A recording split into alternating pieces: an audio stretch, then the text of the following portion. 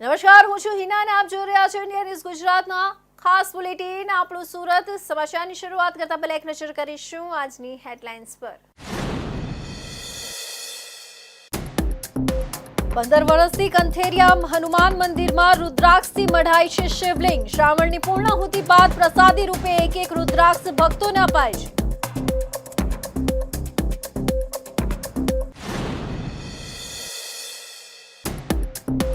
Bhajap કોર્પોરેટરની mayor કમિશનરને ચીમકી. 55 સોસાયટીઓની ગટર લાઇન માંગની અવગણના. અધિકારીની બેવડી નીતિ સામે ગુસ્સો ફાટ્યો.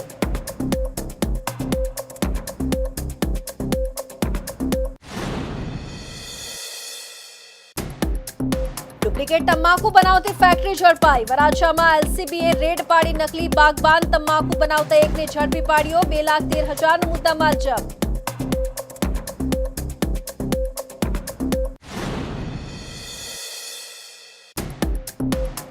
ડ્રોન જોતા જ અડીંગો જમાવીને બેસી રહેલા લોકોએ ચાલતી પકડી. ઝાડીઓની આડમાં થતી અસામાજિક પ્રવૃત્તિ પર લગામ કસવાનો પ્રયાસ.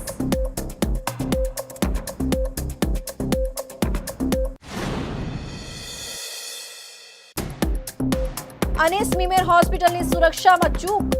2 દિવસથી દાખલ દર્દી 5મા માળેથી રહસ્યમય સંજોગોમાં નીચે પટકાયો. માથામાં ગંભીર ઈજાથી મોત.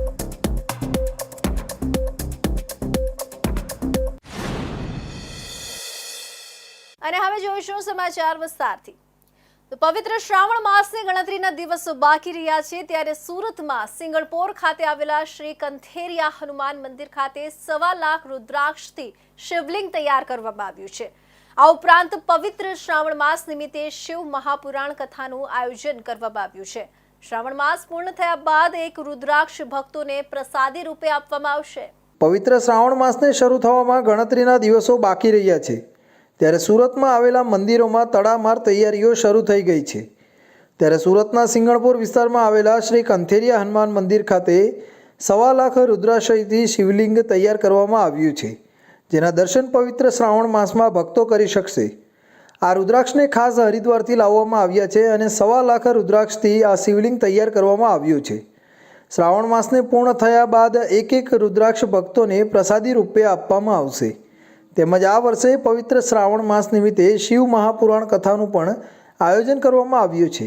સિંગણપુર ખાતે કંથેરિયા કોઝવે ઉપર કતારગામમાં સુરત શહેરમાં આવેલું ભવ્ય કંથેરિયા હનુમાન મંદિર એ ધામની અંદર 1.25 લાખ રુદ્રાક્ષનું શિવલિંગ અને શિવ મહાપુરાણ કથાનું આયોજન કરવા થઈ રહ્યું છે. પ્રતિવર્ષ દર વર્ષની જેમ 1.25 લાખ રુદ્રાક્ષ શિવલિંગ અમે બેસાડીએ છીએ અને ભક્તોને છેલ્લા દિવસે પ્રસાદી રૂપે આપણે આ શિવલિંગ આપીએ છીએ. દેશ વિદેશમાં આપણા મીડિયમ માધ્યમથી દેશ વિદેશમાં લોકો આના દર્શન કરે, પોતાનું જીવન શિવમય બનાવે અને ભગવાન શિવજી પવિત્ર શ્રાવણ માસમાં આવી રહ્યો ત્યારે શિવજી ભગવાન દરેક ઉપર કૃપા કરે, કારણ કે ભોળાનાથ તો ભોળા છે, દરેકની ઉપર કૃપા કરે એવા ભોળાનાથ છે. એવા ભોળાનાથનો આજે સરસ શ્રાવણ માસ આવી રહ્યો છે ત્યારે ધૂમધામથી આજે કંથેરિયા ધામની અંદર શિવ મહાપુરાણ કથાની અને 1.25 લાખ રુદ્રાક્ષની તૈયારી ચાલી છે. જય શ્રી મંદિરના મહંત પ્રભુગીરી મહારાજે જણાવ્યું હતું કે દર વર્ષે અમારું અહીંનું ભક્ત મંડળ આ રુદ્રાક્ષનું શિવલિંગ બનાવે છે અને હજારો લોકો દર્શન કરવા માટે દૂર દૂરથી આવતા હોય છે. છેલ્લા 15 વર્ષથી દર વર્ષે અમે સ્થાપના કરીએ છીએ અને આખો શ્રાવણ માસ આ રહે છે અને છેલ્લા દિવસે અમાવસના બીજા દિવસે પ્રસાદી રૂપે એક રુદ્રાક્ષ બધા ભક્તોને આપીએ છીએ. વધુમાં જણાવ્યું હતું કે દર વર્ષે હરિદ્વારથી રુદ્રાક્ષ લાવવામાં આવે છે અને પ્રસાદી રૂપે ભક્તોને આપવામાં આવે છે. આ વર્ષે શ્રાવણ માસની અંદર 1.25 લાખ રુદ્રાક્ષનું શિવલિંગ અને શિવ મહાપુરાણ કથાનું આયોજન કરવામાં આવ્યું છે. સુરત મહાનગરપાલિકાની સામાન્ય સભામાં ભાજપના કોર્પોરેટર સોમનાથ મરાઠેએ મેયર અને કમિશનરને ચીમકી ઉચ્ચારતા ગુસ્સો વ્યક્ત કર્યો. તેમણે જણાવ્યું કે 2021થી 2025 દરમિયાન ઉધના વોર્ડ નંબર 24ની 55 સોસાયટીઓમાં નવી ગટર લાઇન માટે વારંવાર રજૂઆત કર્યા છતાં ફક્ત મેન્ટેનન્સની વાત કરીને કામ અટકાવવામાં આવ્યું. જ્યારે અન્ય ઝોનમાં નવી લાઇનો મંજૂર થાય છે ત્યારે ઉધનામાં બેવડી નીતિ અપનાવવામાં આવી છે. અમૃતનગર સહિત વિસ્તારોમાં કલરવાળું અને ગંદુ પાણી આવી રહ્યું છે. સોમનાથ મરાઠેએ ચેતવણી આપી કે આવી અધિકારીઓ સામે કડક કાર્યવાહી ન થાય તો તેમને આંદોલનનો રસ્તો પસંદ કરવો પડશે. શહેરની પાલિકા કામગીરી સામે ફરી એકવાર સવાલો ઊભા થતા હોય તેવા પ્રસાર મળ્યા છે.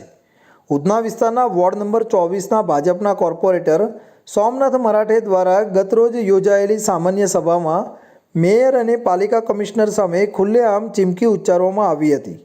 સોમનાથ મરાઠેએ જણાવ્યું કે વર્ષ 2021થી 2025 દરમિયાન ઉધના દક્ષિણ વિસ્તારની 55 સોસાયટીઓમાં નવેસરથી ગટર લાઇન નાખવાના અનેક વખત અરજીઓ કરવામાં આવી હોવા છતાં તત્કાલીન ઝોનલ અધિકારી સુજલ પ્રજાપતિ દ્વારા માત્ર મેન્ટેનન્સની કામગીરી જ બતાવાઈ છે, જ્યારે શહેરના અન્ય ઝોનમાં જૂની સોસાયટીઓમાં પણ નવી ગટર લાઇન નાખી દેવાઈ છે. ત્યારે માત્ર સાઉથ ઝોનમાં જ આ પ્રકારની બેવડી નીતિ શા માટે અપનાવવામાં આવી રહી છે તે મોટો પ્રશ્ન છે. કોર્પોરેટરે આરોપ લગાવ્યો કે સુજલ પ્રજાપતિ દ્વારા વારંવાર ખોટા જવાબો આપવામાં આવ્યા હતા અને તેમના કાર્યકાળ દરમિયાન ગેરકાયદેસર બાંધકામ તેમજ પતરાના ડોમ્સ પણ ઊભા થયા છે, જેના પરિણામે આજે અનેક રહેઠાણ વિસ્તારોમાં રંગીલા પાણી તથા ગટરના ગંદા પાણીની સમસ્યા સર્જાઈ છે. ખાસ કરીને અમૃતનગર સહિતના વિસ્તારોમાં લોકોને અનેક અસુવિધાઓનો સામનો કરવો પડી રહ્યો છે. સોમનાથ મરાઠેએ વધુમાં જણાવ્યું કે જો આવા ઉલ્લુ બનાવનારા અધિકારીઓ સામે તાત્કાલિક કડક કાર્યવાહી નહીં થાય તો તેમને વિરોધના પંથ પર જવું પડશે. તેમણે જણાવ્યું કે પાલિકા જેવી સંસ્થામાં લોકહિતથી વિમુખ અને મનમાની ભર્યા નિર્ણય સહન નહીં કરી શકાય. તેઓએ મેયર તથા કમિશનરને ચેતવણી આપી છે કે જો યોગ્ય એક્શન નહીં લેવામાં આવે તો તેઓ આંદોલન માટે મજબૂર બનશે. ગત રોજ સુરત મહાનગરપાલિકાની સામાન્ય સભા મળી હતી.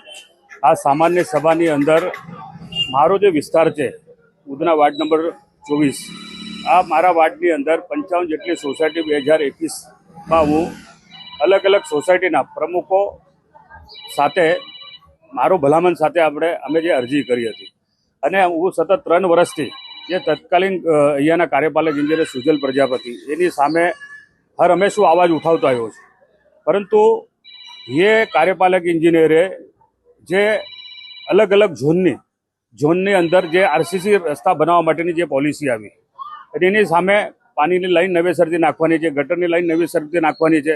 અમે 55 સોસાયટી એવી રીતે મૂકી હતી. 55માંથી 10 સોસાયટીના અમારા આરસીસી રસ્તા બની ગયા, પરંતુ ત્યાં પાણીની જ લાઈન બદલાઈ અને ગટરનો મેન્ટેનન્સ થયો.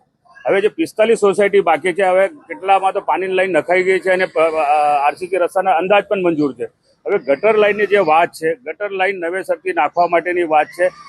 અમને ભાઈ ઉધનામાં જે ઝોનની અંદર આપણે જે કન્સલ્ટન્ટ મુકાયો હતો એ કન્સલ્ટન્ટ રિપોર્ટ એવું બોલે છે ભાઈ ગટર લાઈન બદલવાની આવશ્યકતા. હમણાં અમને ડેલી સવારમાં પાણી ગંદુ આવે છે, જે આજથી 15 દિવસથી મહિનો થઈ ગયો છે. જે નવી લાઈન એમ કહેતા હતા કે જૂની લાઈનમાં નહીં આવશે, પણ નવી લાઈન નાખ્યા પછી પાણીની પાછું એ જ પ્રોબ્લેમ આવે છે. ડેલી ગંદુ પાણી, ગટરયુક્ત ને કેમિકલયુક્ત પાણી આવે છે, જેનાથી છોકરાઓને સ્કિનની પ્રોબ્લેમ ને અમને પણ હેલ્થ ઇસ્યુ આવે છે કે અમારે પાણી પીવું કેવી રીતે. અમારે પછી છેલ્લા ક્લોરીનના પાણીના બોટલો મંગાવીને અમારે પાણી પીવું પડે છે, જે અમારે પૈસા ખર્ચવા પડે છે.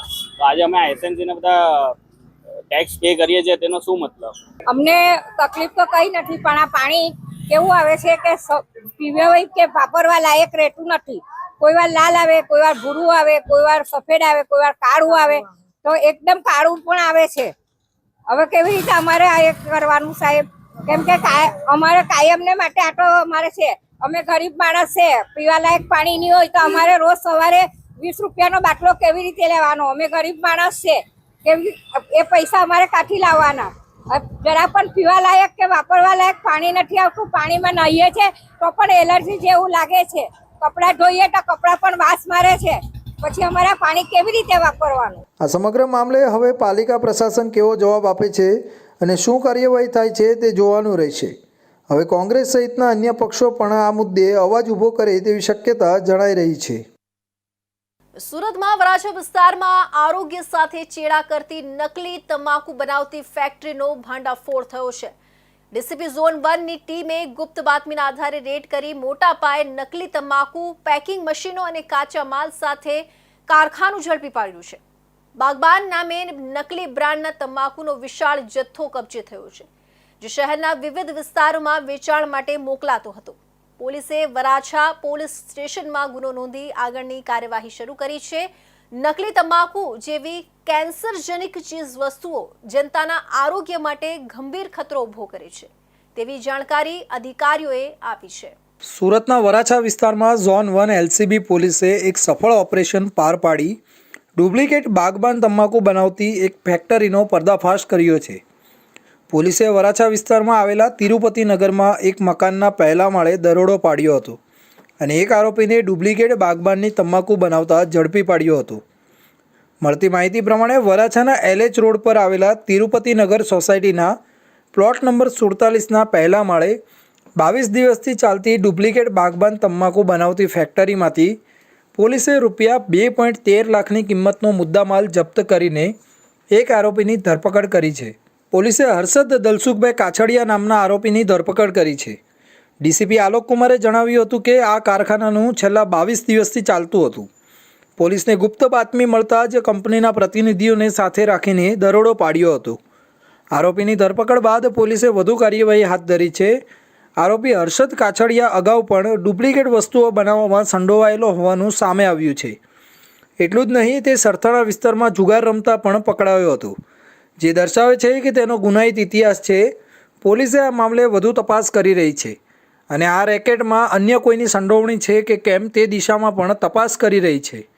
આ સાથે જે ડુપ્લિકેટ બાગબાન તમાકુનું છેલ્લા 22 દિવસમાં વેચાણ ક્યાં ક્યાં કરવામાં આવ્યું છે તેની પણ માહિતી મેળવવામાં આવી રહી છે.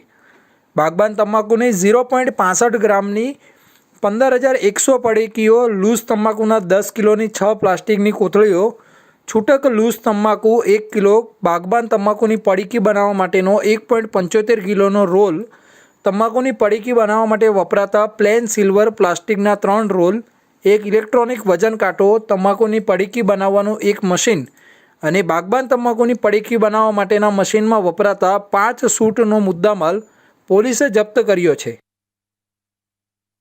તો સુરતના તાપી રિવરફ્રન્ટના અસામાજિક તત્વોના અડ્ડામાંથી મુક્ત કરવા અને સ્થાનિક નાગરિકો માટે સલામત તથા સ્વચ્છ વાતાવરણ પૂરું પાડવાના ઉદ્દેશ્યથી સુરત પોલીસે ડ્રોન સર્વેલન્સની મદદ લીધી છે.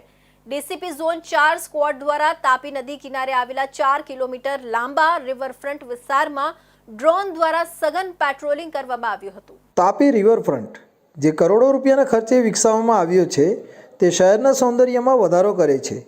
જોકે છેલ્લા કેટલાક સમયથી અહીં અસામાજિક તત્વોની હાજરી નોંધપાત્ર રીતે વધી ગઈ હતી, જેના કારણે સ્થાનિક લોકો અને ખાસ કરીને યુવતીઓ અહીં આવતા અચકાતા હતા.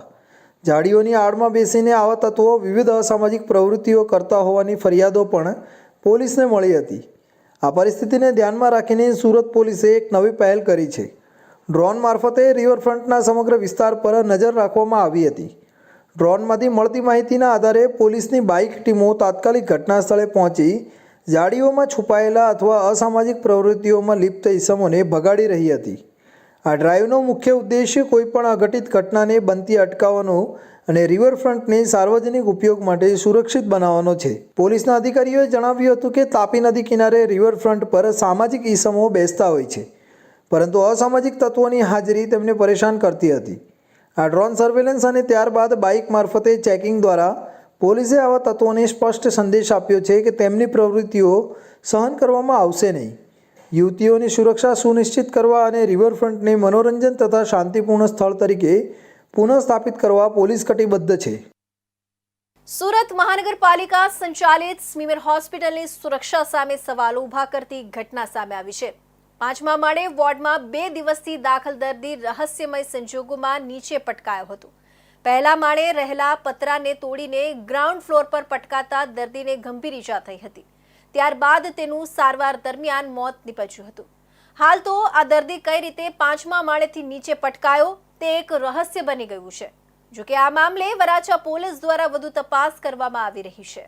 વરાછા વિસ્તારમાં આવેલા ત્રિકમનગરમાં રાધાકૃષ્ણ મંદિર પાસે 35 વર્ષીય રમેશ દયારામ યાદવ રહેતો હતો.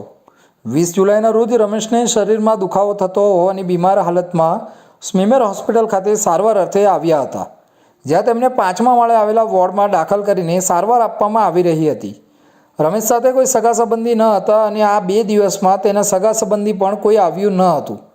રમેશ યાદવ સારવાર દરમિયાન 5મા માળે આવેલા વોર્ડથી 50 મીટર દૂરના એક પેસેજમાંથી રહસ્યમય સંજોગોમાં નીચે પટકાયો હતો. રમેશ 5મા માળેથી સીધો જ પહેલા માળે આવેલા પતરા પર પડ્યો હતો. ત્યારબાદ પતરું તોડીને ગ્રાઉન્ડ ફ્લોર પર પટકાયો હતો, જેથી તેને માથા સહિતના ભાગે ગંભીર ઈજા થઈ હતી. ધડાકાભેર નીચે પટકાયેલા રમેશને પગલે નીચે રહેલા લોકોમાં ભાગદોડ મચી ગઈ હતી. નીચે પટકાયેલા રમેશને ગંભીર હાલતમાં તાત્કાલિક ઇમરજન્સી વિભાગમાં સારવાર અર્થે ખસેડવામાં આવ્યો હતો, જ્યાં તેને સારવાર આપવામાં આવી રહી હતી. ટૂંકી સારવાર દરમિયાન તેનું મોત નીપજ્યું હતું. રમેશના મોત અંગેની જાણ વરાછા પોલીસને કરવામાં આવી હતી. રમેશ વોર્ડથી 50 મીટર દૂર આવેલા પેસેજમાંથી નીચે કઈ રીતે પટકાયો તે એક રહસ્ય બની ગયું છે. જોકે વરાછા પોલીસ આ મામલે વધુ તપાસ કરી રહી છે. અત્રે ઉલ્લેખનીય છે કે બીમાર હાલતમાં રહેલો રમેશ વોર્ડની બહાર 50 મીટર દૂર આવેલા પેસેજમાં કઈ રીતે પહોંચ્યો, વોર્ડની બહાર કોઈ સુરક્ષાકર્મી હાજર હતા કે નહીં, સીસીટીવી કંટ્રોલ રૂમમાં દર્દી બહાર પેસેજ સુધી પહોંચી ગયો હોવા છતાં પણ ધ્યાનમાં કેમ ન આવ્યો, દર્દી પડી ગયો છે કે કૂદી ગયો છે તેને લઈને પણ સવાલો ઊભા થઈ રહ્યા છે. આ સાથે જ સ્મીમેર હોસ્પિટલની સુરક્ષામાં ચૂક થઈ હોય તે પ્રકારની આ ઘટના બની છે. તો હવે સમય છે એક વિરામનો.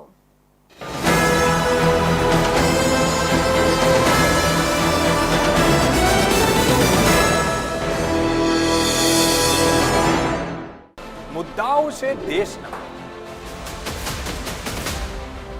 પેનલ પર થશે ચર્ચા, વાતમાં થશે સ્પષ્ટ સંવાદ. અમે લાવીએ છીએ તમારા પ્રશ્નોને મંચ પર.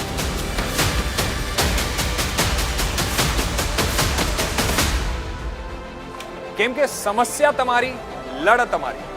જુઓ મારી સાથે ફક્ત ઇન્ડિયા ન્યૂઝ ગુજરાત પર.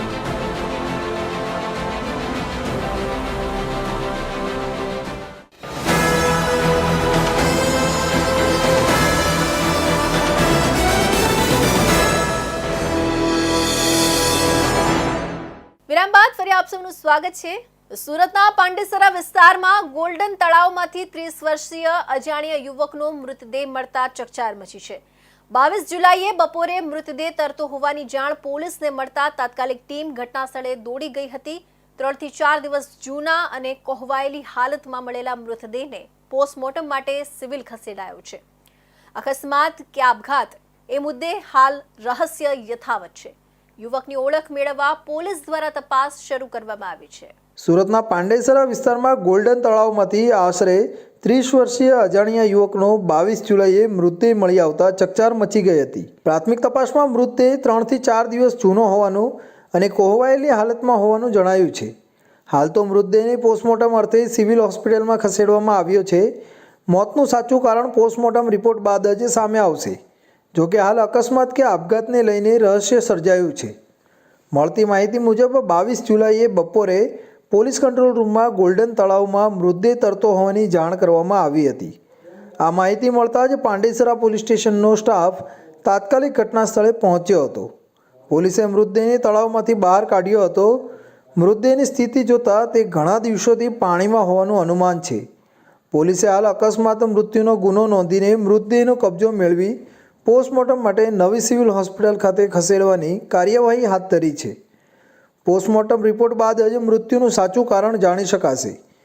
તેમજ પોલીસે આ યુવકની ઓળખ સ્થાપિત કરવા અને તેના પરિવારજનોને શોધવા માટે પણ તપાસ શરૂ કરી છે. જોકે હાલ આ બાબતે અકસ્માત છે કે આપઘાત તેને લઈને રહસ્ય સર્જાયું છે. સાયબર ઠગાઈના કાવતરાનો પર્દાફાશ થયો છે. સુરત શહેરના યુવકોએ કમિશન માટે પોતાના સહિત અનેક એકાઉન્ટ ભાડે આપી દેશભરના લોકોને સાયબર ફ્રોડમાં ફસાવ્યા છે. શહેરના એક BBA કોલેજિયનને સાયબર ક્રાઇમ સેલે પકડી પાડ્યું છે. પોલીસે મોટો રેકેટનો પર્દાફાશ કર્યો છે. સુરત શહેરમાં સાયબર ઠગાઈ માટે નકલી દસ્તાવેજો વડે કરંટ બેંક ખાતા ખોલાવવાના ગેરકાયદેસર રેકેટનો પર્દાફાશ થયો છે. શહેરના મોટા વરાછા વિસ્તારમાંથી શહેર સાયબર ક્રાઇમ સેલે મોડા સમયથી નાસ્તા ફરતા આરોપી ઝીલ ઠક્કરને દબોચી પાડ્યો છે, જે BBAમાં અભ્યાસ કરે છે. આરોપી દ્વારા પોતાનું બેંક ખાતું અને અન્ય લોકોના ખાતાઓ સાયબર ઠગોથી કમિશનના ધંધે ભાડે આપવાનું કબૂલ કરાયું છે. પોલીસ તપાસમાં ખુલ્યું છે કે ફેબ્રુઆરી 2024થી શરૂ થયેલ આ સંગઠિત કાવતરામાં આરોપીએ જુદી જુદી બોગસ પેઢીઓના નામે નકલી દસ્તાવેજો દ્વારા બેંકોમાં કરંટ ખાતાઓ ખોલાવ્યા હતા. આરોપીઓ ઇન્ટરનેટ દ્વારા લોકોને ઠગવા માટે આ ખાતાઓનો ઉપયોગ કરતા હતા અને દરેક એકાઉન્ટ દીઠ જુદી જુદી રકમના કમિશન લેવામાં આવ્યા હતા. મોટા વરાછા વિસ્તારની મેરિડિયન બિઝનેસ સેન્ટરમાં આવેલી ઓફિસ નંબર 116માંથી પોલીસે આરોપી ઝીલ ઠક્કરને ઝડપી પાડ્યો છે. આરોપી પાસેથી મોબાઈલ ફોન, અલગ અલગ બેંકોના ડેબિટ કાર્ડ, ચેકબુકો સહિત રૂપિયા 1 લાખના મુદ્દામાલની જપ્તી કરવામાં આવી છે. આ કેસમાં પોલીસે અગાઉ 8 અન્ય આરોપીઓની ધરપકડ કરી હતી, જે લોકો પાસેથી કમિશન ઉપર બેંક એકાઉન્ટ મેળવતા હતા અને કંપનીઓના નામે ખોલાવેલા ખાતાઓનો સાયબર ફ્રોડમાં ઉપયોગ કરતા હતા.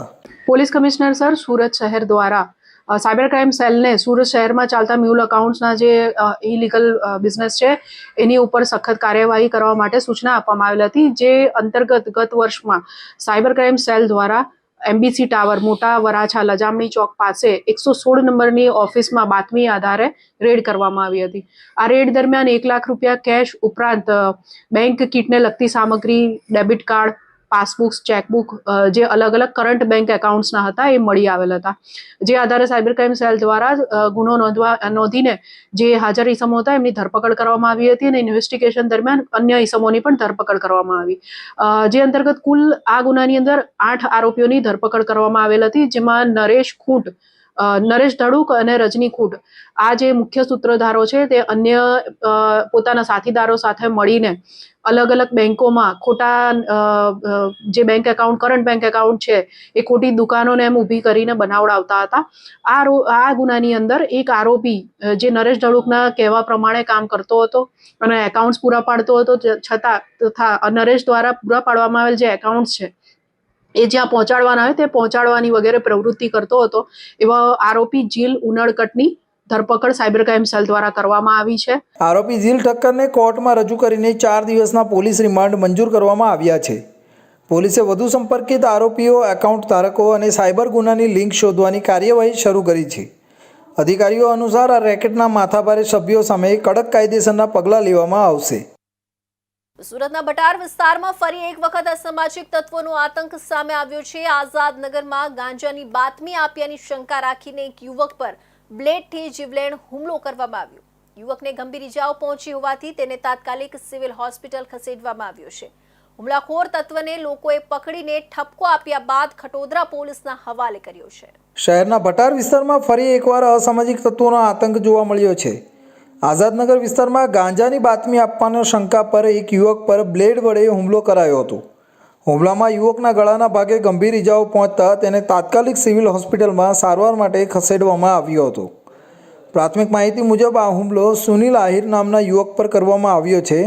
આરોપી એવા ગેરકાયદેસર ગાંજાના ધંધોમાં સંડોવાયેલો વ્યક્તિ હોવાનું સામે આવ્યું છે.